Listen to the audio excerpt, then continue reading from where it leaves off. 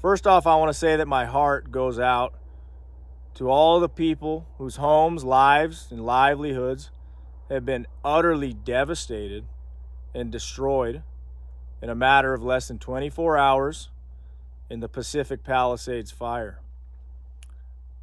My heart goes out to my family, countless friends, acquaintances, people that I've known since I was 5 years old and younger.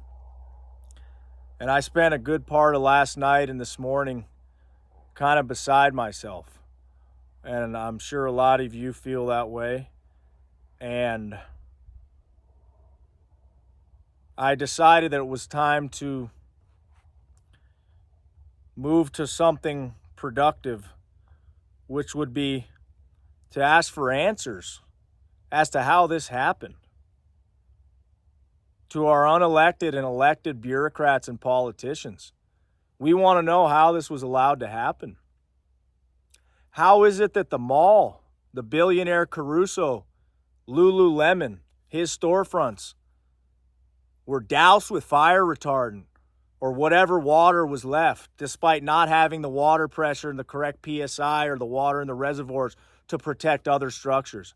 Let the elementary school burn down, the high school, countless people's homes, multi-generational homes, single-family homes, apartments, condominiums. Yet the billionaire Caruso's development was protected.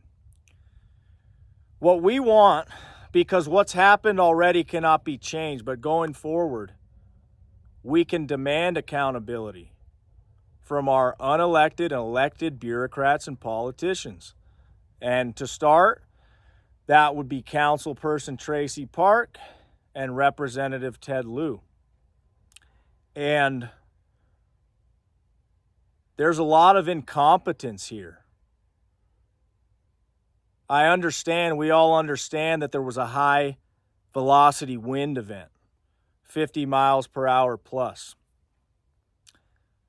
But what some of us don't understand, if we're really looking at how this situation unfolded so quickly, is why there were no fire breaks, why there were no hand crews. In other areas, in other states, there's hand crews out ahead of these weather events. It was in the forecast. It was seen in the forecast days ahead. Where were the hand crews? Where were the chainsaws and tractors? Oh, no chainsaws because of greenhouse gas emissions? Is that it? And just let the entire town and thousands, tens of thousands of people's lives be destroyed in a matter of a day? You had a bulldozer to bulldoze Teslas out of the way when people panicked down Palisades Drive and it was a gridlock. You had a bulldozer for that, but where were the dozers and chainsaws and hand crews? Where were those funds going for our fire department? Were they getting the resources and the directives that were needed to prevent this fire? Obviously not. Obviously not. And look at the outcome. And what we need moving forward is transparency. We want to see in the city council meetings, as we do the municipal rebuilding, the public works, the streets, the sidewalks, the power poles, the plumbing, anything that's been damaged and destroyed. We want to see transparency. We want to see the financial statements and know that these funds are not being squandered or misallocated, as they obviously have been already, to have this lack of prevention. Also, how is it that the grocery stores, the schools, the library were allowed to be utterly destroyed and torched, yet the mall was left standing? Yeah, that's great. So we'll be able to buy yoga pants at Lululemon as everybody's homeless and has to stay with friends or in a homeless shelter while they wait for their insurance money. I mean, this is absolutely ridiculous, preposterous. How is this an excuse for elected representatives supposedly doing their job. I mean, how is this even possible? I still can't even wrap my head around it. But the one thing that we can do that's constructive here is to hold these people to account. And this is happening everywhere, all over the country. But in this case, it is so devastating, so horrific, that you would have a hard time telling the difference between this scene in the Palisades, between what's going on there, a fire, or post-World War II Germany. I mean, which one is it? If you didn't know it was a fire, you'd think it was hit with fighter jets for 2 days, because that's what it looked like. Entire hillsides leveled, canyons leveled, businesses, everything, streets. And some people will never recover from this. So aside from the insurance money, there are funds available. We've paid into those funds through taxes. There's different levels of municipal funding, county funding, state funding, federal funding. How can we figure out how to get some of that to help people rebuild? Not help billionaire Caruso rebuild around his mall and buy up property and develop it and give contracts to his contractors that he's already worked with before. No. To give money to the families who have been devastated. To the families whose children have no place to go to school. To the families who have no grocery stores now. I mean, this is third world country stuff.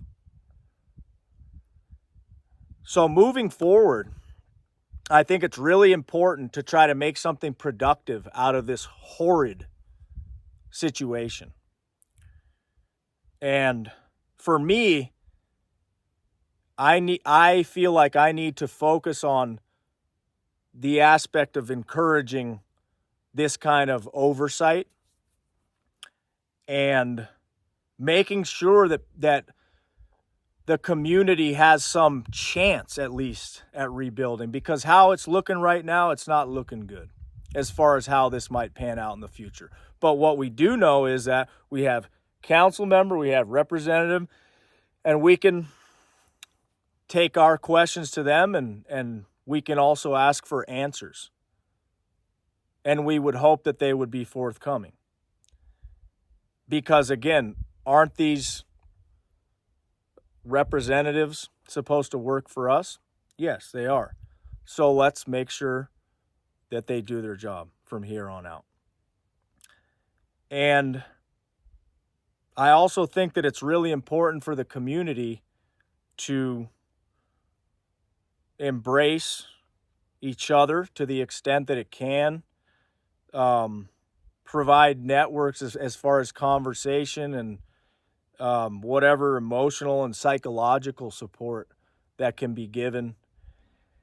And from here, it's going to be a hard road. But I think this whole mismanagement and incompetence here is symptomatic of a larger problem with our bureaucracies in this nation. And I would hope that we could channel some of our frustration and anguish into some constructive change to ensure that this never happens again. Because this is unacceptable. This is completely unacceptable. And this should not have happened. And God, we can only hope it never happens again. And there's going to be a long road to getting some semblance of order here. There's going to be the cleanup phase. There's going to be the rebuilding phase. And again, I cannot reiterate enough the fact that the mall was saved and not all of these other establishments and homes were left to burn tells you a lot, doesn't it?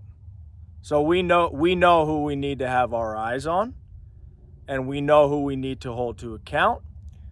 And I hope that we can come together, not just as a community in the Palisades, but also anybody who has experienced similar issues in their own communities across the country, across the state, and hope that we can leave a better place for our next generation, because as it stands, it's not looking too good. Have a great rest of your day, and I'll talk to you soon.